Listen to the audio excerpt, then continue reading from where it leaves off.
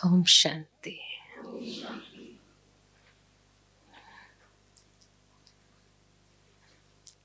आज की बाबा की मुरली में भी ये बात आई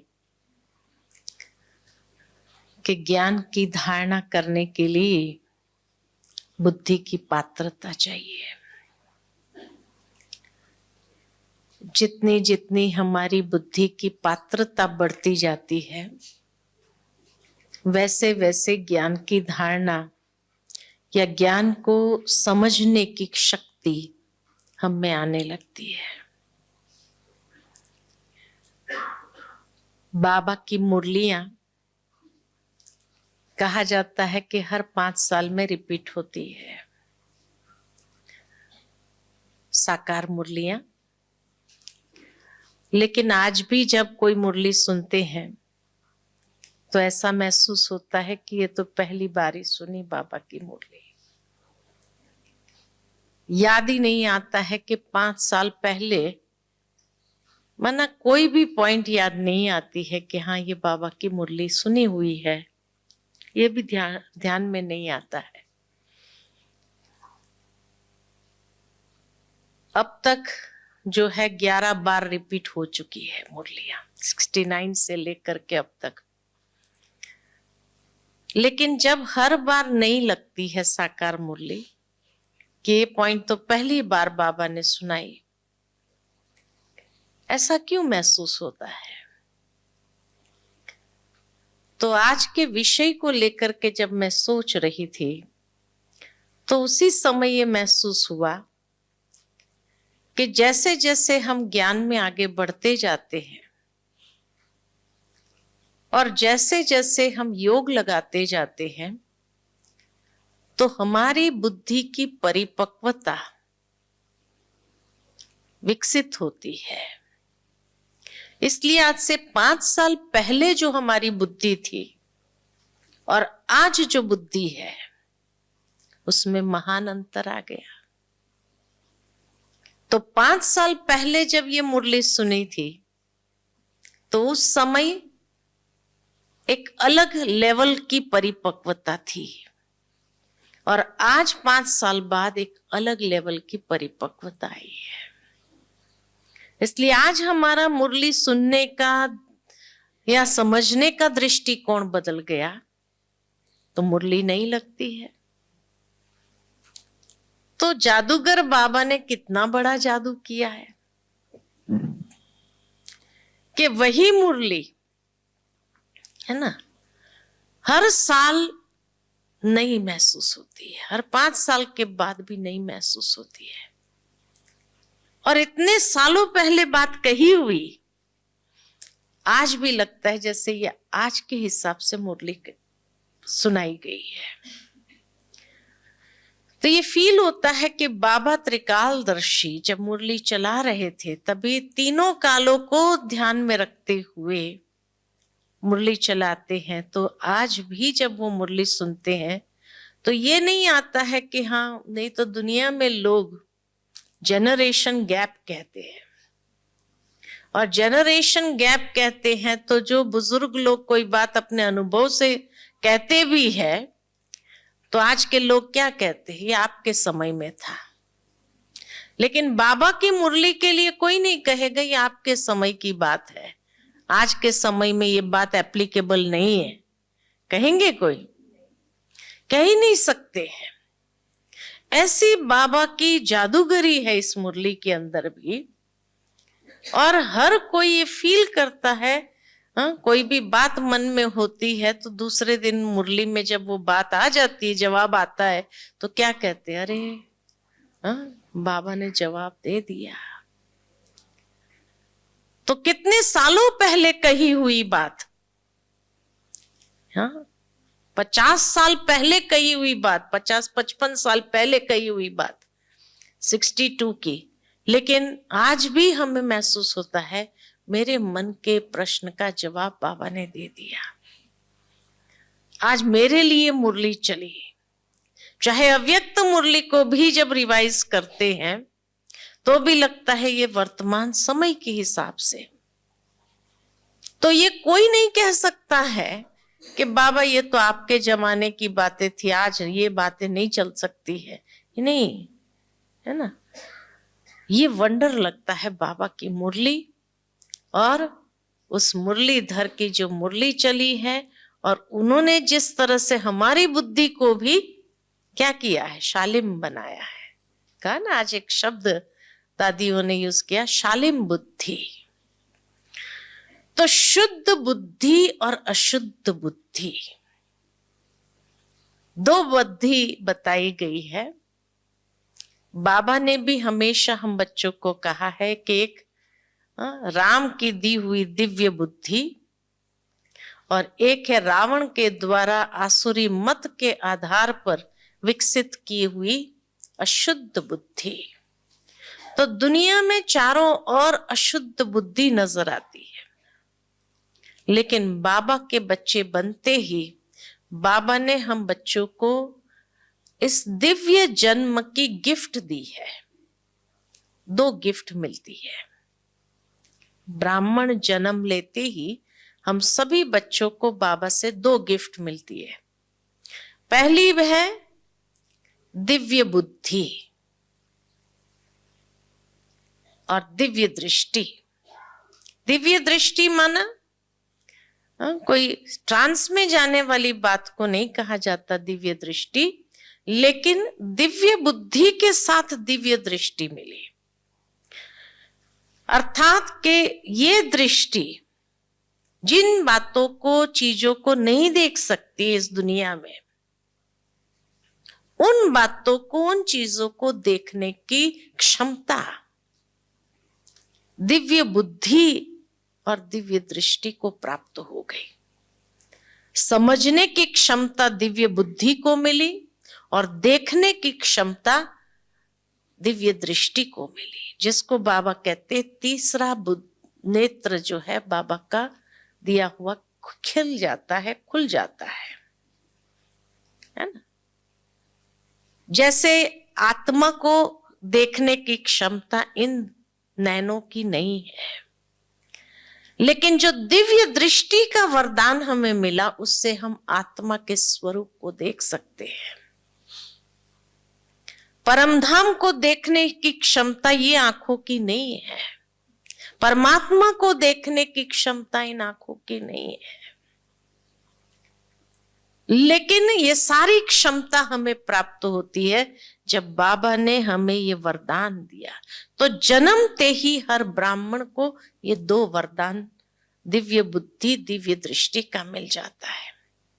दूसरी गिफ्ट जो बाबा ने दिया, ये पहली गिफ्ट।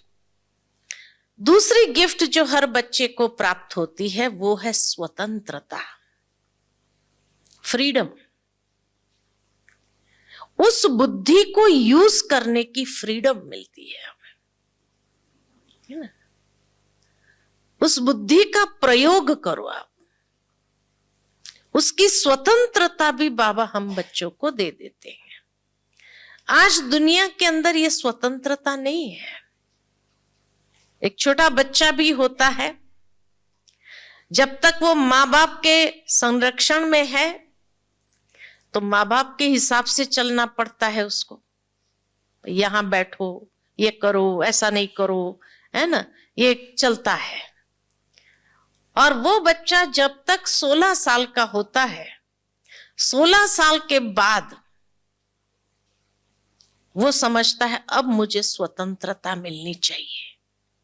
और इसीलिए माँ बाप अगर उसको बार बार टोकते, कोई बार ऐसा क्यों किया, नहीं करना चाहिए, ये नहीं करना तुम आगे से, तो वो बच्चा क्या कहेगा, अब मैं बच्चा नहीं हूं, है ना, अब मैं बच्चा नहीं हूं, अब मेरे पास भी बुद्धि है। कहता है कि नहीं कहता है, मेरे पास भी बुद्धि है, माना अब मुझे स्वतंत्रता चाहिए अपनी बुद्धि का प्रयोग करने के लिए।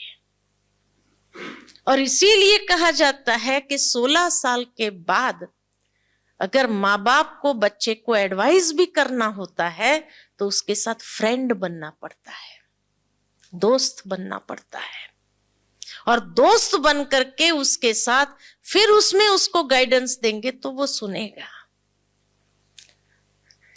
नहीं तो जिस तरह से बच्चे को चलाते आए 16 साल के बाद भी आप उसको रोक टोक करने का प्रयत्न करेंगे तो वो क्या करेगा? रिएक्ट करेगा।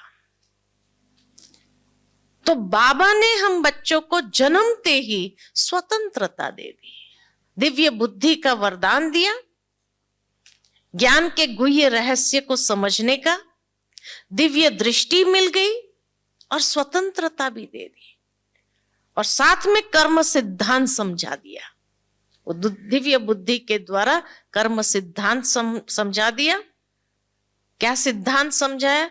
जो करेगा सो पाएगा, जैसा करेगा वैसा पाएगा, और जितना करेगा उतना पाएगा। ये कर्म सिद्धांत है। ये समझा दिया कि अब ये सिद्धांत को ध्यान में रखते हुए तुम स्वतंत्र है अपनी बुद्धि का प्रयोग करने के लिए। बाबा फ्रेंड बन करके हमें श्रीमत देता है, वो श्रीमत हम यूज करते हैं। बाकी बाबा कोई बात के लिए तुमको ये नहीं करना चाहिए, यहीं बैठना चाहिए, ऐसा ही बैठना चाहिए, नहीं, बाबा ने स्वतंत्रता दे दी। अरे चलते फिरते उठते बैठते कर्म करते तुम कैसे भी करो, याद करना है ना। लेटे लेटे करो अगर तबीयत ठीक नहीं है तो, यहां तक की स्वतंत्रता दे दी। ऐसा कोई माँ बाप होगा दुनिया के अंदर, है ना। और बुद्धि को शुद्ध करने के लिए, जो आसुरी मत पर रावण राज्य में अशुद्ध बुद्धि थी, बाबा के बनते चेंज क्यों आता है हमारे अंदर, परिवर्तन। लोग भी देख करके आश्चर्यचकित, इसको कोई चेंज नहीं कर सकता था, कैसे ये चेंज हो गया? क्योंकि बाबा ने फ्रेंड बन करके श्रीमत दी, और उस श्रीमत से धीरे धीरे हमारा बुद्धि का शुद्धिकरण होने लगा। तो श्रीमत बुद्धि को शुद्ध करती है। पहली बात, शुद्ध बुद्धि किस तरह से कमाल कर सकती है। तो श्रीमत को जैसे जैसे हम समझ, वो भी हमें फोर्स नहीं किया बाबा ने, है ना। समझ दी, श्रीमत दी, और कहा अब तेरी मर्जी, तुम जितना करो उतना पाएगा, है ना। और इसलिए उस श्रीमत को धारण करना हमारे लिए सहज हो गया। उससे बुद्धि का शुद्धिकरण सहज होने लगा। दूसरी बात, बुद्धि का शुद्धिकरण करने के लिए संयम दिया बाबा ने। संयम से बुद्धि शुद्ध होती है। आज दुनिया के अंदर लोगों की बुद्धि अशुद्ध है, उसका मुख्य कारण है संयम नहीं है। न संयम न नियम जीवन में है, कोई भी प्रकार का प्रिंसिपल्स नहीं रहा। तो बाबा ने हम बच्चों को सबसे बड़ा संयम जो दिया, पवित्रता का। और इस पवित्रता के संयम पर जितना हम आचरण में उसको लाते गए, हमारी बुद्धि का शुद्धिकरण बहुत फास्ट होने लगा। तीसरी बात, फिर इस बुद्धि को और शुद्धिकरण करने के लिए बाबा ने हम बच्चों को श्रीमत दी कि बच्चे सर्व के प्रति शुभ भावना रखो, शुभ चिंतन करो। जितना हमारा शुभ चिंतन है उतनी बुद्धि शुद्ध होती जाती है। शुभ चिंतन, शुभ चिंतक बनते जाते हैं, उतनी बुद्धि का शुद्धिकरण होता जाता है।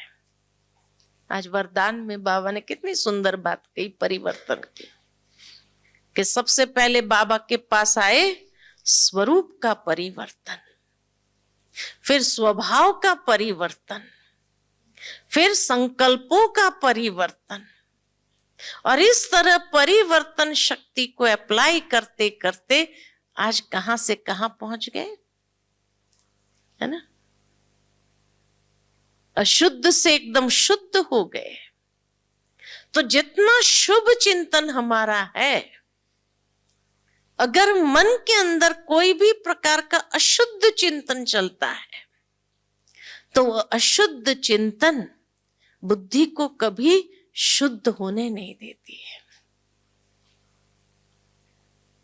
जितना शुभ चिंतन चलता जाता है तो जो बुद्धि की अशुद्धि है वो सारी क्लीन हो जाती है, सफाई हो जाती है ना। तो इसीलिए शुभ चिंतन से बुद्धि की शुद्धि।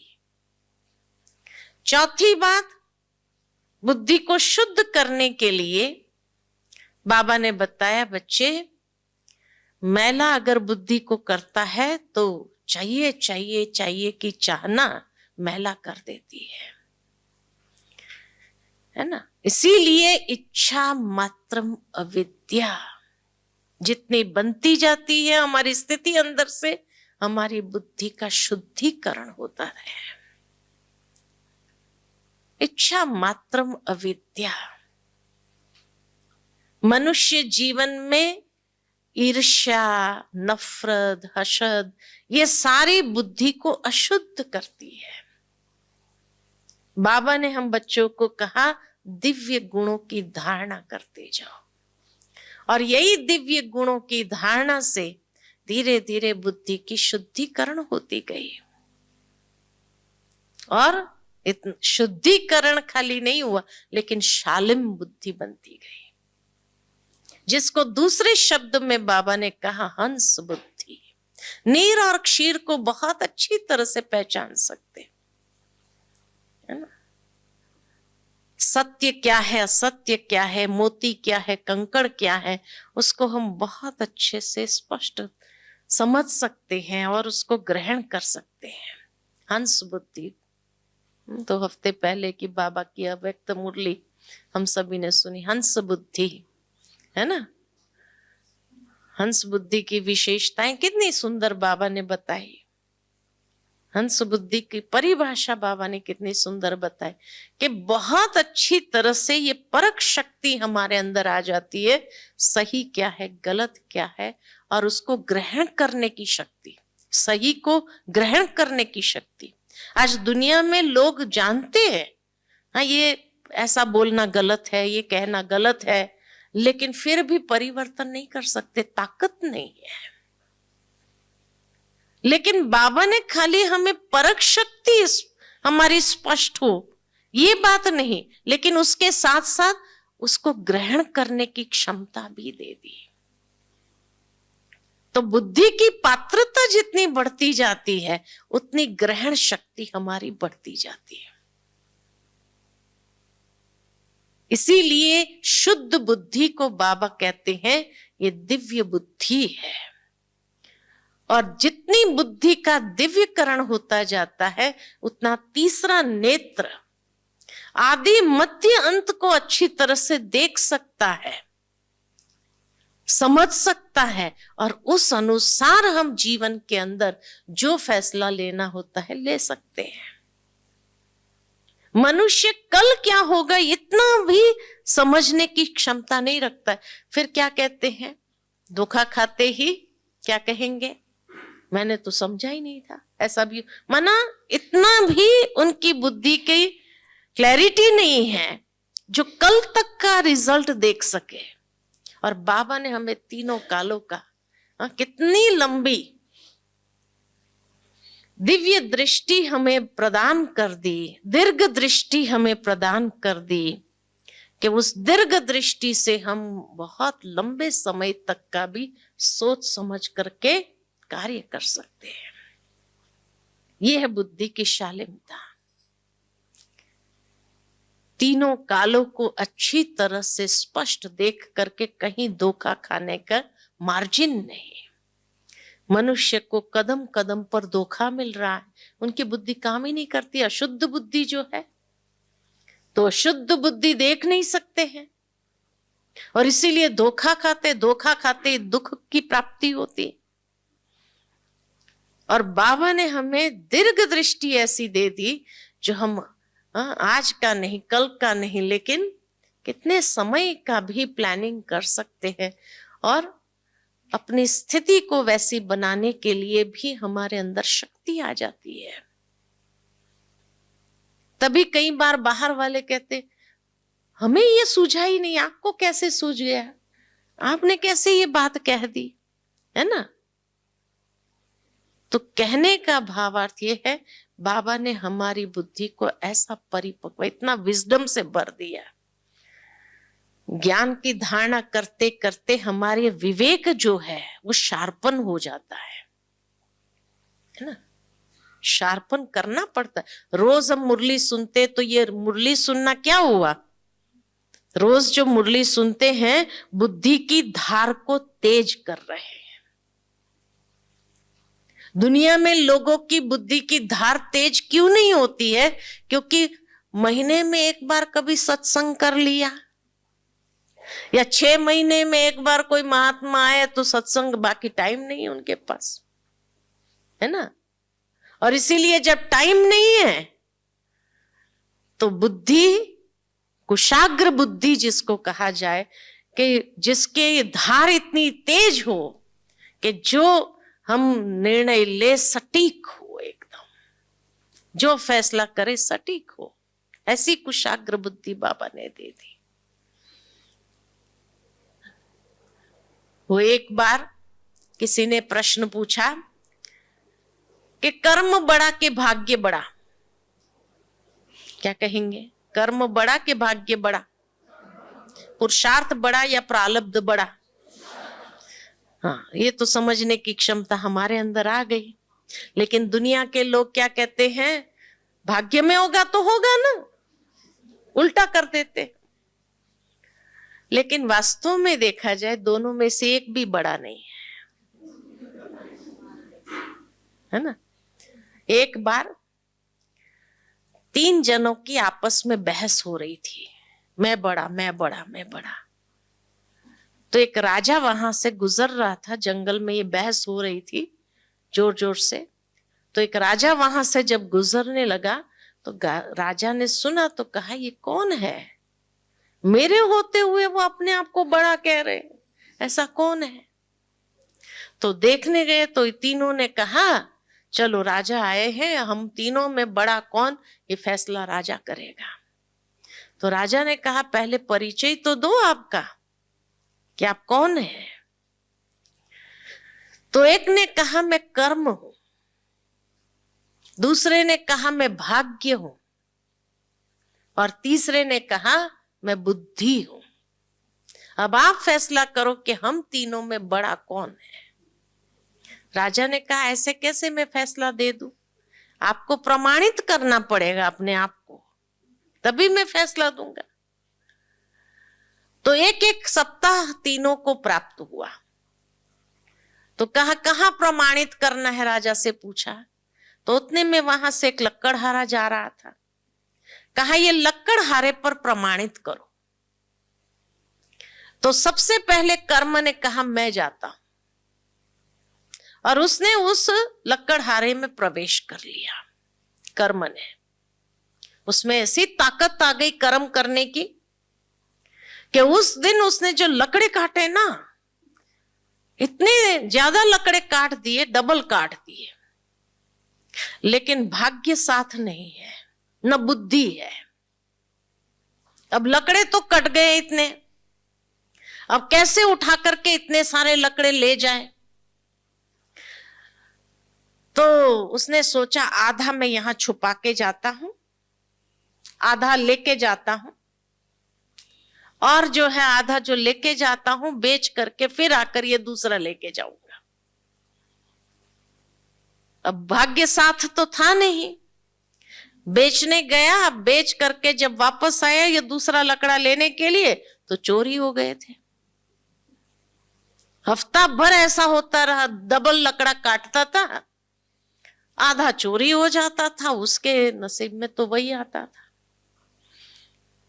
और इसीलिए हफ्ते के बाद भी उसकी स्थिति में इतना परिवर्तन नहीं था।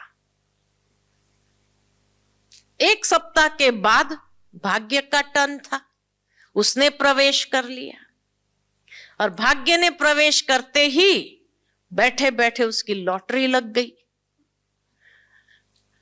लाख 2 लाख की लॉटरी लग गई, उसको लगा अभी काम क्यों करूं मैं। अब कर्म साथ नहीं है, बुद्धि साथ नहीं है, भाग्य है। इसलिए उसने कर्म करना छोड़ दिया कि भाई इतना पैसा आ गया, अभी मैं क्यों कर्म करूं। आलसी हो गया, रोज महफिलें सजाने लगा, सबको पार्टी देने लगा, है ना। अब पार्टी देने लगा, महफिलें सजाने लगा, तो हफ्ते के बाद सारे पैसे तो खत्म हो गए। तो भाग्य मिलने पर भी अगर बुद्धि नहीं है कैसे उस भाग्य को यूज करना है, तो स्थिति हफ्ते के बाद वैसी की वैसी। तो तीसरा सप्ताह बुद्धि ने प्रवेश किया। जैसे ही बुद्धि ने प्रवेश किया कि उसने जो कुल्हाड़ी थी उसकी धार तो तेज की हुई थी, लकड़े काटे, थोड़ा धार कम हुई, फिर उसने तेज कर दिया।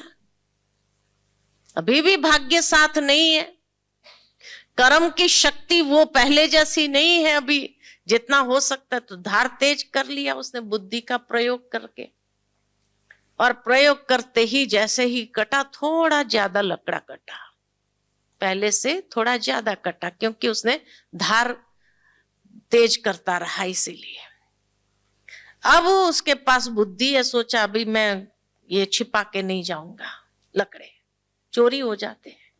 बुद्धि आ गई उसको। उसने क्या किया, सारे लकड़े जो काटे थे तो जंगल की बेल को तोड़ा और उस लकड़े का ही आपस में बांध करके गाढ़ा जैसा बनाया, आगे खींचने वाला बनाया, उसके अंदर सारे लकड़े डाले और खींच करके बाजार में ले गया। बेचा, थोड़ा पैसा ज्यादा मिला। थोड़ा पैसा ज्यादा मिला तो उसने दूसरी कुल्हाड़ी खरीद लिया। रात को दोनों की धार तेज करके रख दिया। फिर जब लकड़ा काटने गया तो पहली धार तेज कम हो गई, तो फिर दूसरी कुल्हाड़ी से, ताकि समय बचे उसका, उसे काटना शुरू किया तो थोड़ा लकड़ा और ज्यादा कटा। फिर उसको गाढ़ा बना करके बांध करके बेल से लेके गया, बाजार में बेच दिया, थोड़ा पैसा और ज्यादा मिला। ऐसे करते करते हफ्ते के बाद उसकी स्थिति माना भाग्य भी आने लगा और कर्म भी आ गया। तो जहां बुद्धि है, नहीं तो आज दुनिया में लोग पुरुषार्थ करते हैं फिर भी वो प्रारब्ध नहीं मिलता है।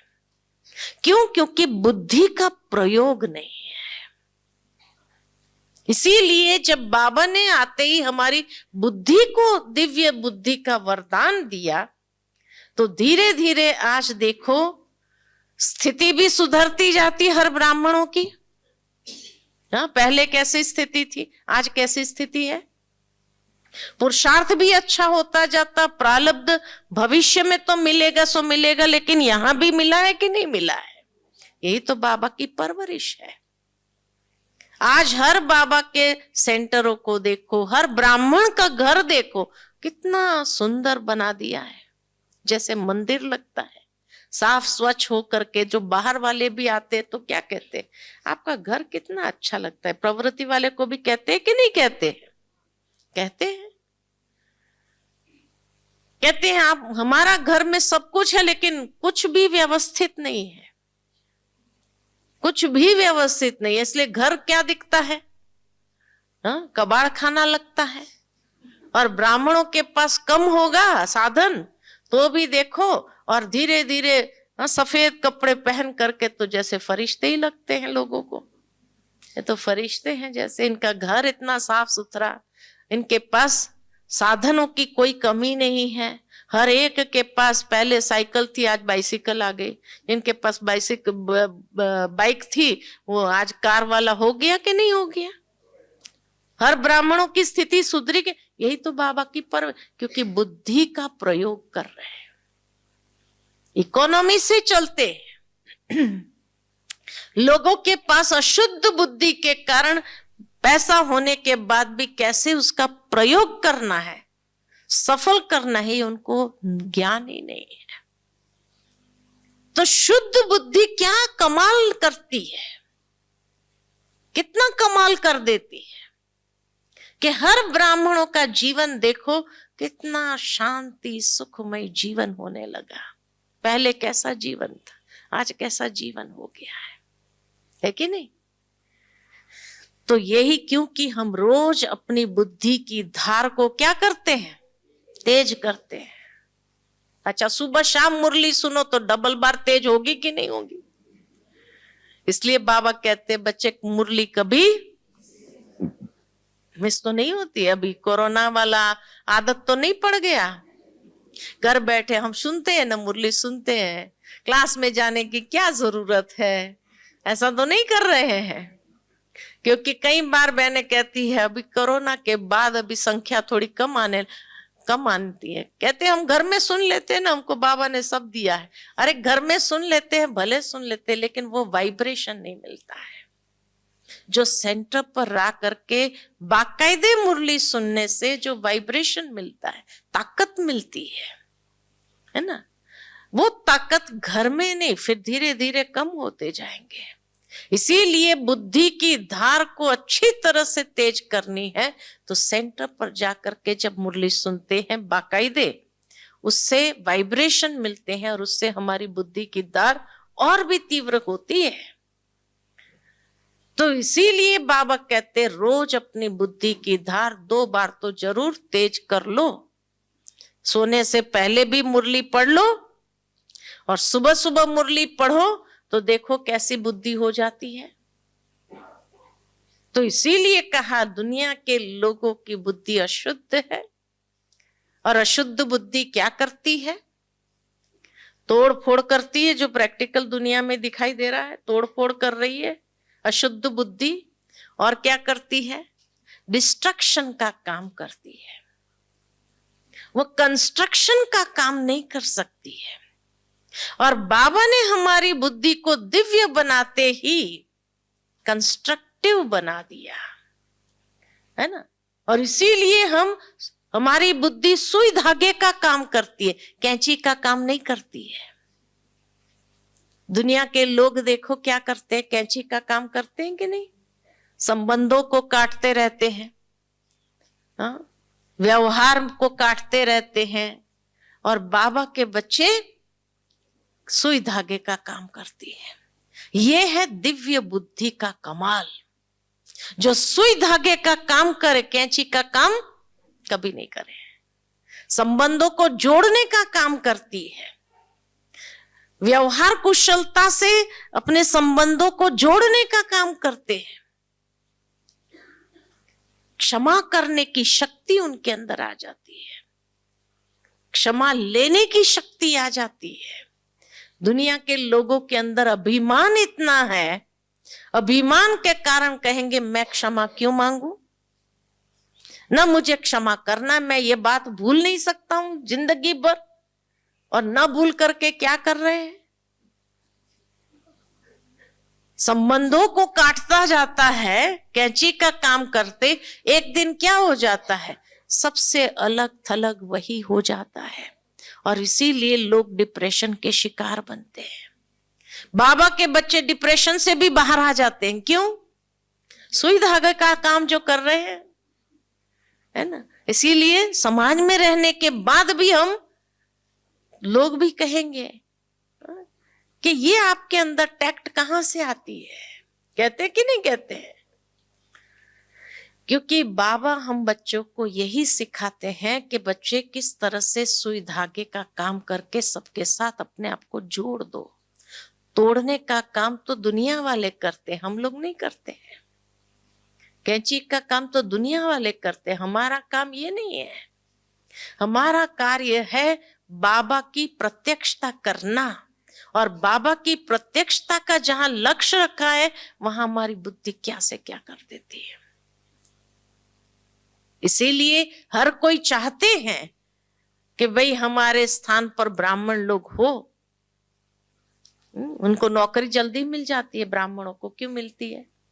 कि जानते हैं ये तोड़ फोड़ का काम नहीं करेंगे, है ना। नौकरी जल्दी मिल जाती है। एक भाई अपना अनुभव सुना रहा था कि उसने वो वैल्यूज का डिप्लोमा कोर्स किया था। तो जहां एक इंटरव्यू के लिए गया, इंटरव्यू देने के लिए नौकरी के लिए, तो देखा तो इतनी लंबी लाइन थी, तो उसको लगा कि भाई मेरा नंबर कहाँ से आएगा, मेरे पास कोई इतनी डिग्री तो है नहीं, मैं तो ऐसे ही आ गया हूं और मेरे आगे इतनी लाइन है। और जैसे जैसे बातें करता था दूसरों के साथ, जब लाइन में खड़ा था तो पता चला इनके पास तो क्या क्या डिग्रियां हैं, एक्सपीरियंस है, और मेरे पास न एक्सपीरियंस है न डिग्री इतनी बड़ी लंबी चौड़ी है। तो पता नहीं मिलेगा कि नहीं मिलेगा। चलो कोई बात नहीं, बाबा साथ है, अगर मेरे योग्य होगी तो बाबा जरूर दिला ही देगा, एक विश्वास। तो गया, तो जैसे ही उसने अपनी फाइल रखी तो उसके अंदर उसने वो वैल्यू सर्टिफिकेट डाला था। वैल्यू कोर्स किया ना डिप्लोमा का, तो वैल्यू का सर्टिफिकेट डाला था। तो उन लोगों ने देखा, बोले ये वैल्यूज का डिप्लोमा कोर्स किया? बोले हाँ हाँ, हमारी संस्था में ये कराते हैं ब्रह्मा कुमारीज में। अच्छा, तो तुम ब्रह्मा कुमारीज का हो, वहां रोज जाते हैं? फिर पूछने लगा, ज्ञान देने लगा। शाम को उसको फाइनल हो गया कि भाई तेरी नौकरी पक्की, बाकी किसी की नौकरी नहीं है ना। तो देखो ये है कि बड़ी बड़ी डिग्री वाले, एक्सपीरियंस वाले, उसको नौकरी नहीं मिली, एक वैल्यू वाला अंदर डाला हुआ था, तो डाला हुआ था तो उसको नौकरी पक्की हो गई। तो देखो बाबा हम बच्चों को बिना एक्सपीरियंस के फिर भी कि नहीं ये जोड़ने का काम करेगा कंपनी में, ये तोड़ने वाला काम नहीं करेगा, ये हमारी पहचान हो गई है।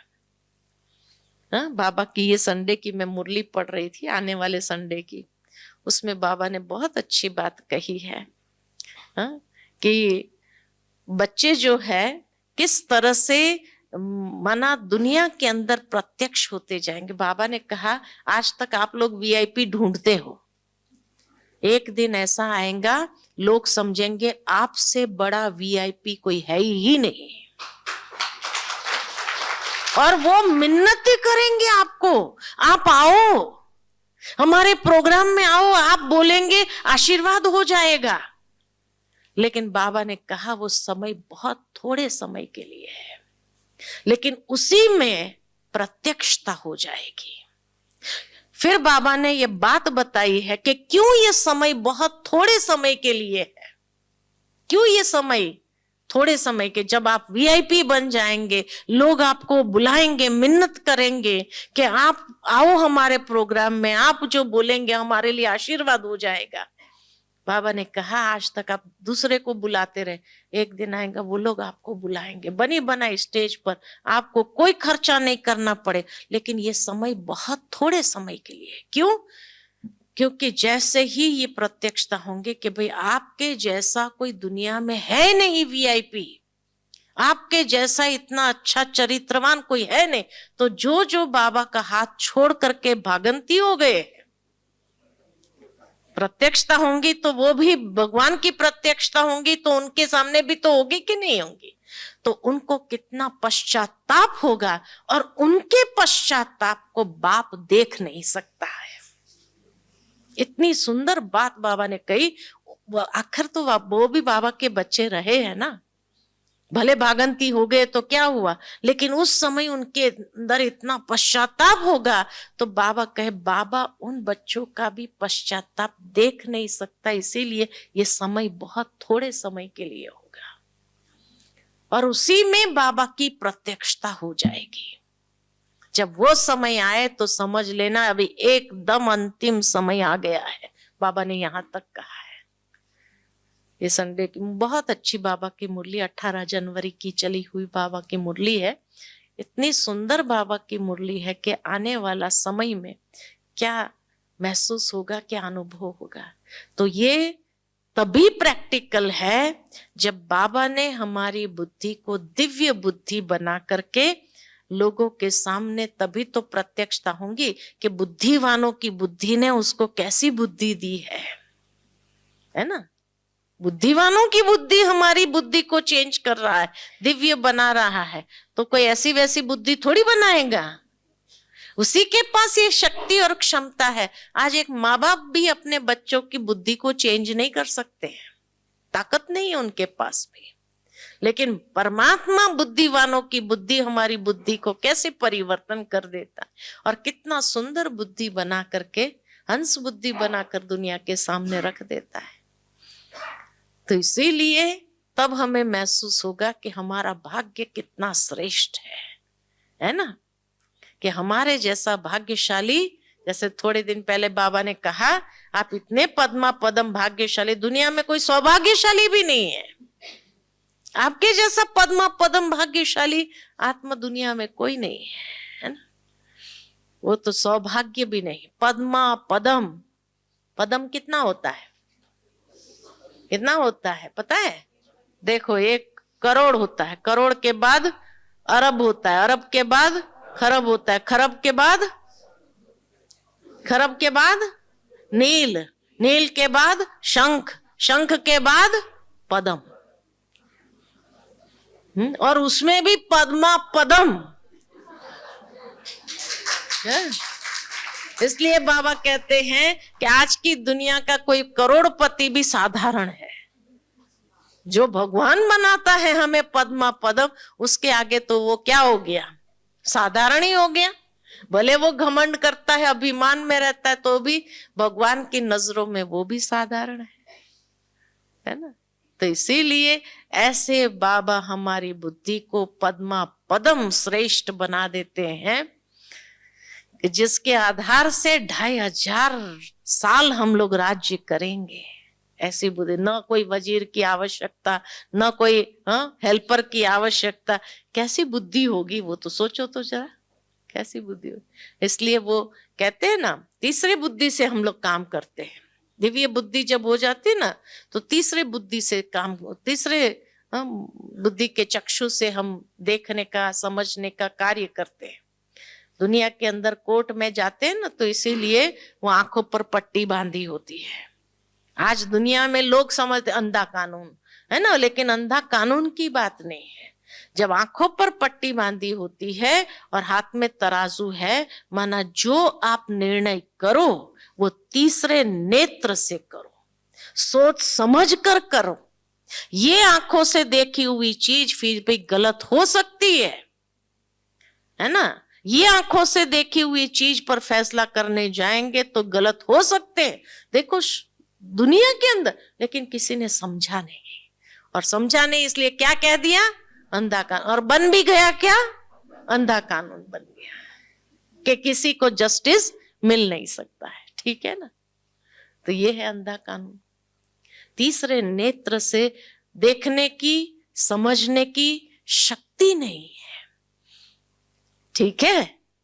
तो इसीलिए हम कितने भाग्यशाली, हमारी बुद्धि शुद्ध और शालिम। और इतना ही नहीं, लेकिन रोज धार तेज करने के लिए 2 बार तो जरूर सेंटर पर क्या करना चाहिए। कोई बोलता ही नहीं है।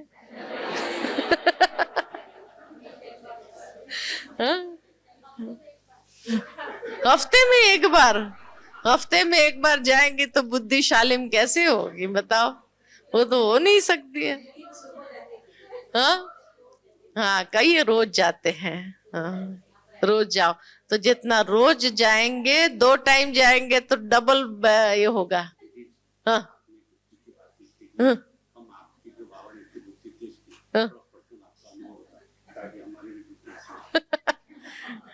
अनुभव जरूर सुनाएंगे कभी, क्योंकि टाइम हो गया ना। बाबा ने हमारी बुद्धि को कैसे तेज किया। हम एक मुरली जो है बाबा की 10 बार पढ़ते थे।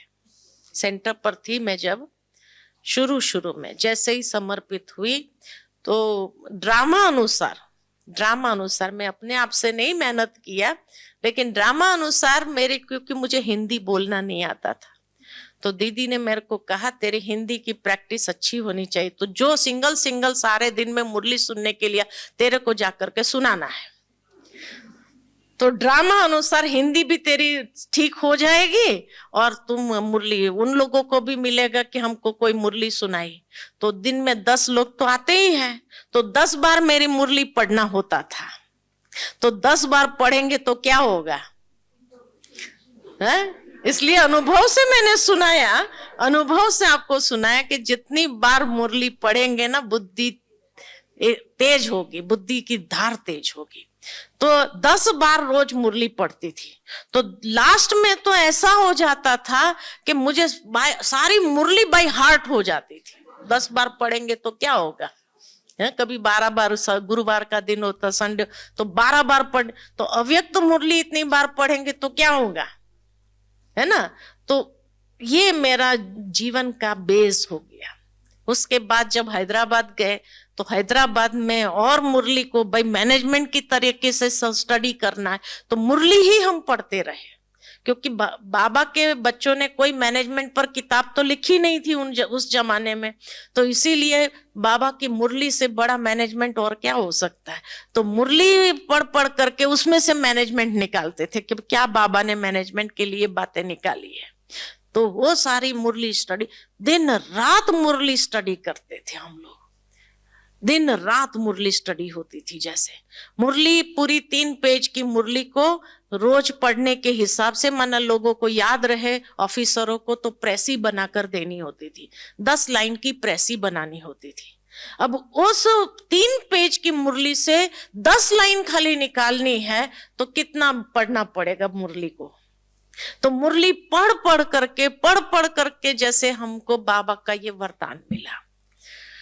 उसके बाद जब गीता किया तो गीता पढ़ करके कई बात तो समझ में नहीं आती थी। श्लोक तो मालूम है, संस्कृत तो कभी, जब हिंदी ही यहाँ बाबा की मुरली से सीखा, इसलिए हमारे पास जो हिंदी के शब्द है ना, बाबा की मुरली के ही शब्द मिलेंगे।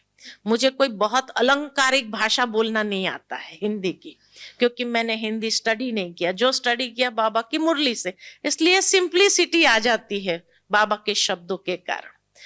तो कोई भी समझ सकता है, गांव वाला भी समझता है, तो शहर वाला भी, पढ़ा लिखा भी समझ जाता है, सब समझ जाता है।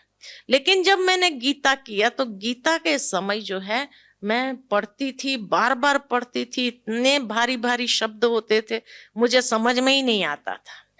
पढ़ पढ़ करके 3 साल लगा गीता करने में मुझे। और पढ़ के जब सो जाती थी, नींद आ जाती थी, तो नींद लग जाती थी, तो कई चीजें स्वप्न में क्लियर होती थी, स्वप्न में कि इसका भावार्थ ये है, इसका भावार्थ ये है। और फिर भी अगर कोई चीज नहीं क्लियर होती थी तो अमृत वेले जब बाबा को मैं बोलती थी, बाबा, तो जैसे बाबा कहते हैं अमृत वेले में और बुद्धि को, इसलिए अमृत वेला भी मिस नहीं करना। आज बाबा ने कहा ना, जो बाबा कहते हैं नोट करो, नोट करके गौर करो, उसके ऊपर विचार सागर मंथन करो।